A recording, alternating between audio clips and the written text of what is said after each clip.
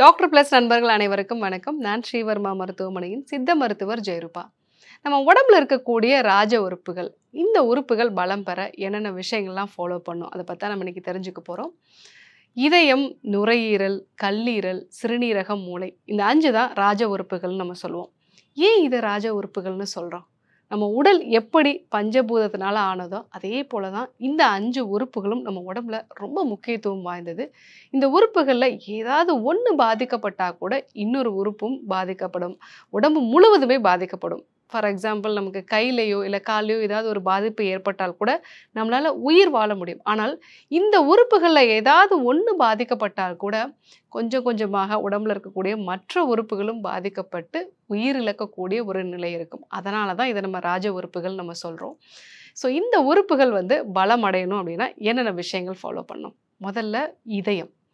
இதயம் அப்படிங்கிறது தான் நம்ம உடலுடைய மிக முக்கியமான ஒரு உறுப்பாக இருக்குது.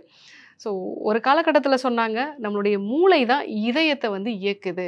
மூளையிலேருந்து வரக்கூடிய நரம்பு மண்டலம் தான் இதயத்துக்கான சமிக்கைகள் எல்லாம் கொடுக்குது. அந்த ஆர்டர் எல்லாமே மூளையிலேருந்து தான் வருது அப்படிங்கிற மாதிரி ஒரு காலகட்டத்தில் சயின்ஸ் சொல்லிட்டு இருந்தது. பட் சமீபத்தில் சில ஆய்வுகள்லாம் என்ன சொல்லுது அப்படின்னா, நம்ம இதயத்துக்குன்னு 40,000 நரம்பு மண்டலங்கள் அதுக்குள்ளேயே இருக்குது. ஸோ அது தன்னைத்தானே என்னென்ன செய்யணும் அப்படிங்கிற மாதிரியான ஒரு ஆர்டரை தனக்கே கொடுத்துக்குது. இதயத்துலேருந்து தான் நிறைய ஆர்டர்ஸ் மூளைக்கு போகுது அப்படிங்கிற மாதிரி அந்த ஆய்வறிக்கைகள்லாம் சொல்லுது. நிறைய தியான பயிற்சிகள் எல்லாமே இதயத்தை முழுமைப்படுத்தக்கூடிய, இதயத்தை மையப்படுத்தி தான் அந்த தியான பயிற்சிகள் இருக்கும். ஸோ அப்போ இதயத்தின் மூலமாக நிறைய ஆர்டர்ஸ் நம்ம உடம்புடைய மற்ற உறுப்புகளுக்கு போகுது. இந்த இதயம் பலப்படணும் அப்படின்னா செம்பருத்தி பூ டீ எடுத்துக்கலாம். இதில் இருக்கக்கூடிய ஆந்தோசைன் அப்படிங்கிறது இதய தசைகளை பலப்படுத்தக்கூடியது. அதே போல் மருதம்பட்டை. ஸோ இந்த மருதம்பட்டையில் இருக்கக்கூடிய சாப்போனின் அப்படிங்கிற வேதிப்பொருட்கள் இதய தசைகளுக்கு பலம் கொடுக்கக்கூடியது. கார்டியாக் டானிக் அப்படின்னு நம்ம சொல்லுவோம். ஸோ தொடர்ந்து பிபி அதிகமாக இருக்கிறது, இல்லை இதயத்தினுடைய செயல்பாடுகளில் அந்த இதயத்தில் இருக்கக்கூடிய ஒவ்வொரு சவுண்ட் அப்படின்னு நம்ம சொல்லுவோம் இல்லைங்களா, அதில் சில பாதிப்புகள் இருந்தது அப்படின்னாலே இதய தசைகள் கொஞ்சம் கொஞ்சமாக பலம் இழக்க ஆரம்பிக்கும். ஸோ அந்த சமயங்களில் இந்த இதய தசைகளுக்கு பலம் கொடுக்கக்கூடியதான் இந்த மருதம்பட்டை. ஸோ மருதம்பட்டை, செம்பருத்தி பூ இதெல்லாம் நம்ம ஒரு டீயாக எடுத்துக்கிறது நல்லது. இது கூட கொழுப்பு அதிகமாக இருக்கக்கூடிய உணவுப் பொருட்களை குறைச்சிட்டு, இதயத்துக்கான இது கூட கொழுப்பு அதிகமாக இருக்கக்கூடிய உணவுப் பொருட்களை குறைச்சிட்டு இதயத்துக்கு பலப்படுத்தக்கூடிய உணவுப் பொருட்களை எடுத்துக்க வேண்டியது அவசியம். தியான பயிற்சிகளையும் மேற்கொள்ள வேண்டியது அவசியம். இது கூட நம்ம ஹிருத் கேர் வகையான கேப்சூல்ஸும் எடுத்துக்கிட்டோம் அப்படின்னா இதயம் நல்லா பலப்படும். அடுத்ததாக நுரையீரல். நம்ம உலகத்துக்கும் நமக்குமான தொடர்பே இந்த நுரையீரல் மூலமாக தான் நடக்குது. ஸோ வெளிப்பகுதியில் இருக்கக்கூடிய காற்றை உள்ளே எடுத்துகிட்டு போய் உள்ளே இருக்கக்கூடிய செல்களுக்கான எனர்ஜியை கொடுக்கக்கூடியதான் இந்த நுரையீரல். ஸோ நுரையீரல் செல்களை புதுப்பிக்கக்கூடிய ஒரு தன்மை தூதுவளைக்கு உண்டு. இந்த தூதுவளை அப்படிங்கிறத நம்ம ரசமாவோ இல்லை பொடியாக்கி அதை தேன் கலந்து நம்ம எடுத்துக்கிட்டோம் அப்படின்னா நுரையீரல் செல்களை இது விரிவடைய செய்யும். அதே போல் நுரையீரல் செல்களை புதுப்பிக்கக்கூடிய ஒரு தன்மையும் இதற்கு உண்டு. அதே போல் ஆடாதோடையும் நம்ம எடுத்துக்கலாம். ஆடாதோடை மணப்பாகுவாக எடுத்துக்கலாம், இல்லை ஆடாதோடை கஷாயமாக நம்ம எடுத்துக்கலாம். கண்டங்கத்திரி. ஸோ இந்த மாதிரியான மூலிகைகள் எல்லாமே நுரையீரல் செல்களை புதுப்பிக்கக்கூடிய ஒரு தன்மை இதற்கு உண்டு. பட் நம்ம நுரையீரலை ரொம்ப நாளைக்கு ஆரோக்கியமாக வச்சுக்கொள்ளக்கூடிய மிக முக்கியமான ஒரு பழக்கம் அப்படின்னு பார்த்தீங்கன்னா பிராணாயாம பயிற்சிகள் தான். ஸோ நம்மளுடைய சுவாசம் எப்படி இருக்கோ அப்படி தான் நம்முடைய மனநிலையும் இருக்கும். நம்மளுடைய ஆயுட்காலத்தை நிர்ணயிக்கிறதே நம்மளுடைய சுவாசம் தான். ஸோ இப்போ அதிகமாக சுவாசிக்கக்கூடிய உயிரினங்களை பற்றி பார்த்தீங்கன்னா அதனுடைய ஆயுட்காலம் ரொம்ப கம்மியாக இருக்கும். ஒரு எலி பார்த்தீங்க அப்படின்னா ஒரு நிமிஷத்தில் 50 வாட்டி அது மூச்சை வெளிவிடுதான். ஸோ அது பார்த்தீங்கன்னா ஒரு 3 வருஷம் தான் உயிரோடு இருக்கும். அதே போல் ஒரு ஆமை ஒரு நிமிஷத்துக்கு 4 வாட்டி தான் மூச்சு விடுது. அது 250 வருஷம் வரைக்கும் வாழுமா. ஸோ மனிதனை பொறுத்த வரைக்கும் ஒரு நிமிஷத்தில் 15லேருந்து 18 முறை மூச்சு விடக்கூடிய ஒரு தன்மை இருக்கும். இதையே நீங்கள் பிராணாயாம பயிற்சிகள் மூலமாக குறைக்கும் பொழுது உங்களுடைய ஆயுட்காலம் அதிகரிக்கிறத பார்க்கலாம்.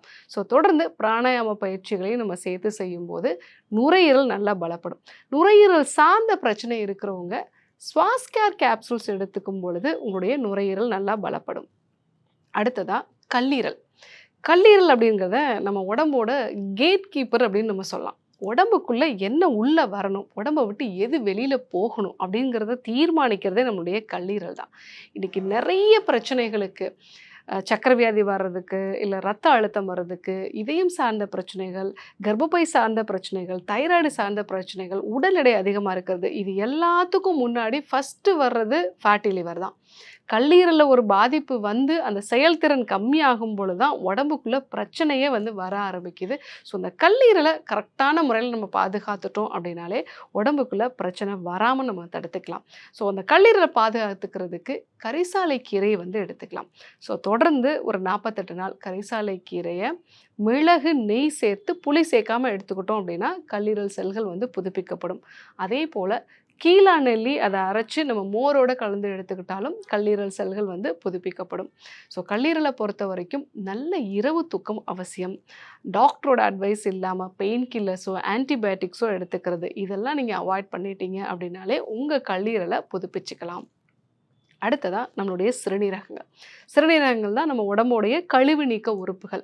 உடம்புக்குள்ளே இருக்கக்கூடிய ரத்தம் முழுவதுமாகவே நம்மளுடைய சிறுநீரகத்துக்கு வந்து ஃபில்டர் ஆகி தான் வந்து போகும். ஸோ அப்போது ரத்தத்தில் ஏதாவது பாதிப்பு இருக்குது, ஸோ ரத்த அழுத்தம் அதிகமாக இருக்குது, இல்லை ரத்தத்தில் சர்க்கரை வந்து அதிகமாக இருக்குது அப்படின்னா உங்கள் சிறுநீரகங்களில் பாதிப்பு வர்றதுக்கு நிறைய வாய்ப்புகள் இருக்குது. ஸோ இன்னொரு விஷயம், தொடர்ந்து மனப்பதட்டம் இருக்கக்கூடிய நபர்களுக்கும் சிறுநீரகங்கள் சார்ந்த பிரச்சனை வர்றதுக்கு நிறைய வாய்ப்புகள் இருக்குது. இப்போ சிறுநீரகங்களை பாதுகாக்கணும் அப்படின்னா மூக்கிரட்டை வந்து அடிக்கடி எடுத்துக்கலாம். மூக்கிரட்டையை வந்து நம்ம டீ மாதிரி வச்சு எடுத்துக்கலாம், இல்லை கஷாயம் மாதிரி வச்சு எடுத்துக்கலாம். நெரிஞ்சில் வந்து எடுத்துக்கலாம், இதுவும் சிறுநீரகங்களை வந்து பாதுகாக்கக்கூடியதுதான்.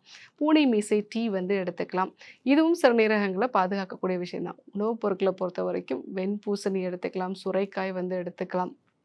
நீர்த்துவமான காய்கறிகள் எல்லாமே நம்முடைய சிறுநீரகங்களை பாதுகாக்கக்கூடியதான். அதே போல் மனப்பதட்டத்தையும் குறைக்க வேண்டியது அவசியம். இதற்கான நடைப்பயிற்சி மேற்கொள்கிறதோ இல்லை சுவாச பயிற்சிகளை மேற்கொள்கிறதோ சிறுநீரகங்களை பாதுகாக்கிறதுக்கு ரொம்பவே அவசியமானது. ஐந்தாவதாக நம்மளுடைய மூளை. நம்மளுடைய உடம்புல தலைமைச் செயலகம் அப்படின்னு சொல்லக்கூடியது இந்த மூளை. இந்த மூளை வந்து பாதிக்கப்படுது அப்படின்னாலே உடம்புல இருக்கக்கூடிய மற்ற பகுதிகள்லையும் கொஞ்சம் கொஞ்சமாக பாதிப்புகள் வரதை வந்து பார்க்கலாம்.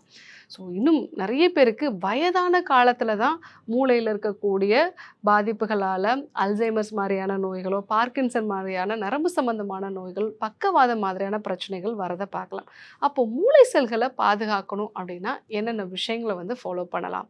வல்லாரை அடிக்கடி எடுத்துக்கலாம். ஆனால் வல்லாரையை எப்படி எடுத்துக்கணும் அப்படிங்கிறத பொறுத்து அது மூளைக்கு கரெக்டாக போய் சேரும். வல்லாரையை நெய்யோடு சேர்த்து பொரித்து அந்த இலைகள் நல்லா கிறிஸ்பாக மாறின பிறகு அப்படியே நம்ம அடுப்பை ஆஃப் பண்ணிடலாம். அந்த நெய்யை 1 டீஸ்பூன் அளவுக்கு காலையில் வெறும் வயிற்றில் ரெகுலராக எடுத்துகிட்டு வந்தோம் அப்படின்னாலே நம்ம மூளை செல்கள் நல்லாவே வந்து புதுப்பிக்கப்படும். அது கூட வால்நட் அடிக்கடி நம்ம உணவில் வந்து சேர்த்துக்கணும். வால்நட்டும் நம்ம எடுத்துக்கும் பொழுது ஸோ நம்மளுடைய மூளைக்கு தேவையான இந்த ஒமேகா 3 ஃபேட்டி ஆசிட்ஸும் கிடைக்குது. அடிக்கடி ஃபாஸ்டிங் மெத்தட்ஸை ஃபாலோ பண்ணும்போது BDNF அப்படின்னு நம்ம சொல்லுவோம், பிரெயின் டிரைவ்டு நியூரோட்ராபிக் ஃபேக்டர். இது மூளையில் இருக்கக்கூடிய நரம்பு செல்களை புதுப்பிக்கக்கூடியது. ஒரு 12 ஹவர்ஸ்லேருந்து 18 ஹவர்ஸ் ஃபாஸ்டிங் மெத்தட்ஸை வீக்லி ஒன்ஸ் நம்ம வந்து கரெக்டாக ஃபாலோ பண்ணுறோம் அப்படின்னாலே நம்ம பிரெயின் வந்து ரொம்ப ஆக்டிவாக வந்து இருக்கும். இன்னொரு விஷயம், நம்ம குடல் வந்து ஆரோக்கியமாக இருந்தால் தான் பிரெயின் ஆரோக்கியமாக இருக்கும். ஸோ மலச்சிக்கல் இல்லாமல் இருக்கிறது, டீடாக்சிஃபிகேஷன் மெத்தட்ஸை வந்து 4 மாதத்துக்கு ஒரு முறை ஃபாலோ பண்ணுறது, இதெல்லாம் ஃபாலோ பண்ணோம் அப்படின்னாலே நம்ம பிரெயின் வந்து ஆக்டிவாக இருக்கும். ஸோ இன்றைக்கி இந்த 5 ராஜ உறுப்புகள் இதை பலப்படுத்துறதுக்கான உணவுப் பொருட்கள், அதே போல் நம்ம மருந்துகளையும் பார்த்தோம். ஸோ மூளையை பொறுத்த வரைக்கும் நீங்கள் சரஸ் பிரம்மி கேப்சூல்ஸ் வந்து எடுத்துக்கலாம், மூளை சம்மந்தமான பிரச்சனை இருக்கிறவங்க. பட் இது எல்லாத்தையுமே நம்ம கரெக்டாக மெயின்டைன் பண்ணணும் அப்படின்னா திரிஃபலாச்சூர்ணம் வந்து எடுத்துக்கலாம். இது அந்த 5 ராஜ உறுப்புகளையுமே வந்து பலப்படுத்தும். நைட்டில் தூங்க போகிறதுக்கு முன்னாடி 1 டீஸ்பூன் அளவுக்கு திரிஃபலாச்சூர்ணம் வந்து எடுத்துக்கும் பொழுது அது நம்ம உடம்புல இருக்கக்கூடிய ராஜ உறுப்புகளை வந்து பலப்படுத்தும். அதே போல் நல்ல இரவு தூக்கமும் வந்து அவசியம். நல்ல இரவு தூக்கம் இருக்குது அப்படின்னாலே உங்களுடைய உடம்புல இருக்கக்கூடிய ராஜ உறுப்புகள் வந்து பாதுகாக்கப்படும். பட் மனநிலையும் இந்த உறுப்புகளோட சம்மந்தம் இருக்குது. இதயம் சம்மந்தமான பிரச்சனை இருக்கிறவங்களுக்கு எப்பவுமே ஒரு பதட்டமான ஒரு மனநிலை இருக்கிறது, இல்லை எப்பவுமே வந்து சில சமயங்களில் நம்ம சுற்றி இருக்கவர்கள் மேலே ஒரு பயம், பதட்டம் இருக்கிறது, அவங்க மேலே நம்பிக்கை இல்லாத ஒரு தன்மை இருக்கிறது, இது இதயம் சார்ந்த பிரச்சனைகளோட ரொம்ப கனெக்டடாக இருக்கும்.